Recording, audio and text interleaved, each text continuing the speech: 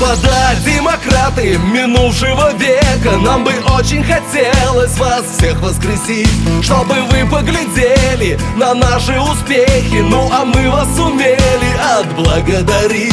Мы бы каждый, кто чем выражал благодарность: молотилкой колхозник, рабочий ключом, враг народа киркою, протезом афганец, ну а я б кое-кому засветил кирпичом.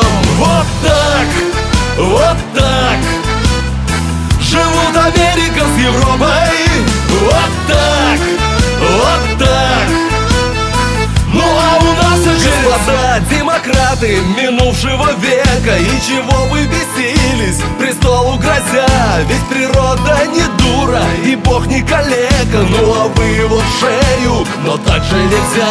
Может, вам и хотелось наладить все сразу, только спешка нужна при охоте на блох. А природа не может творить по приказу, и совсем уж понятно, не может и Бог. Вот так, вот так живут Америка с Европой. Вот так, вот так.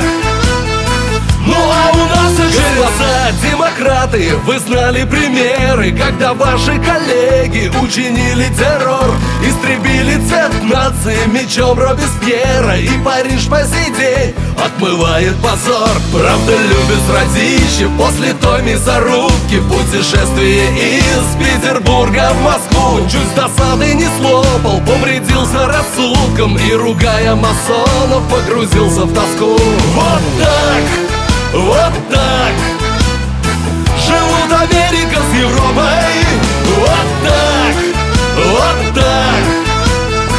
Ну а у нас господа демократы, поспешите воскреснуть, выходите на суд одураченных масс. Пусть ответят за все Чернышевский и Герцен, и мечтатель Белинский, и мудрец Карл Маркс. Пусть ответят и те, что пришли вслед за вами вышибать из народа и радость, и грусть, и свободных славян обратили рабами, и в тюрьму превратили Великую Русь. Вот так, вот так живут Америка с Европой.